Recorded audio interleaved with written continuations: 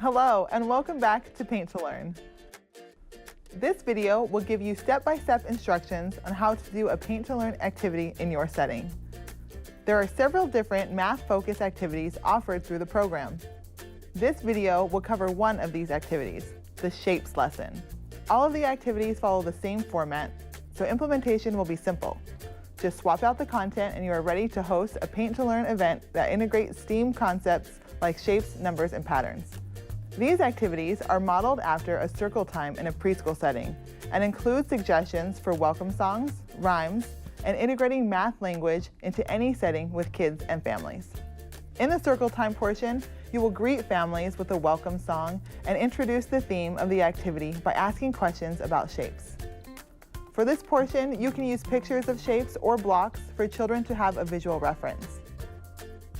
Next is a short movement activity that also integrates the theme and reinforces math language. This portion involves children getting up and finding shapes around the room.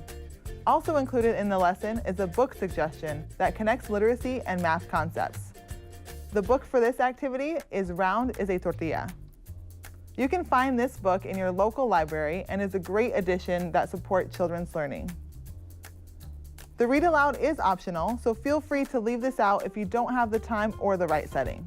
Once you have gone through introductions and everyone is familiar with identifying shapes, it is time for what we have all been waiting for, painting. Have participants sit at a table with an easel and canvas, as well as paint, a water cup, paper towels, and of course, a paintbrush. You can also substitute these materials for other art supplies. If you don't have canvases, you can use paper. If you don't have paint, you can use crayons or markers or anything you might have at your site. Before we start painting, ask participants to share some shapes that they know. Explore these shapes by asking how many sides the shape has, and count the sides together. This is a great way to introduce and reinforce early math language. Ask where they see shapes in everyday life. Point out objects in your classroom or in your setting and talk about these shapes.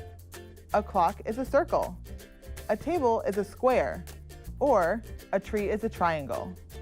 Shapes are all around us and we use math every day. After you have identified some shapes around the room, it's time to paint. Tell participants to think of their favorite shape or a shape that they see around them and have them paint that shape on their canvas.